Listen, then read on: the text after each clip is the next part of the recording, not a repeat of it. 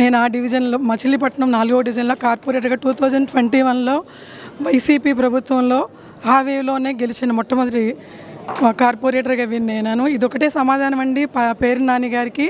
మేము ఏ విధంగా సమాధానం చెప్పామనేది, మేము ఇవాళ సమాధానం చెప్పామంటే మా వెనక ఉన్న పవన్ కళ్యాణ్ గారు, మా జనసేన పార్టీ ఎంతో బలోపేతంగాను న్యాయబద్ధంగా ఉండబట్టే ఇవాళ మేము ఆ 21లో గెలవడానికి కారణం మా పవన్ కళ్యాణ్ గారు.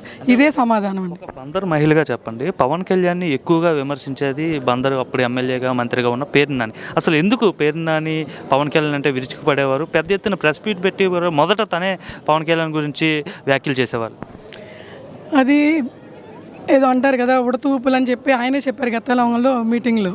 ఆయన ఏంటంటే ఆయన్నే తగ్గిపోతున్నారు, ఆయన ఏంటనేది ప్రజలకు అర్థమవుతుందన్న తరుణంలో అవతల వాళ్ళ మీద బురద చల్లే ప్రయత్నంలో పవన్ కళ్యాణ్ గారి మీద కానీ ఇతర ఎవరి నాయకులను చూస్తే వాళ్ళని ఆయన నోటికి వచ్చినట్టుగా ఆయన మాట్లాడటం అనేది ఆయనకి ఎలాగంటే ఆయనకి వెన్నతో పెట్టిన విద్య లాంటిది. దీన్ని మా ప్రజలు కూడా దీన్ని ఎలా నిరాకరించారనేది గత ఎన్నికల్లో మనకి చూపించారు, ప్రజలే చూపించారు దానికి సమాధానం. ఇంకెంతకంటే ఇంకేం చెప్పమంటారు.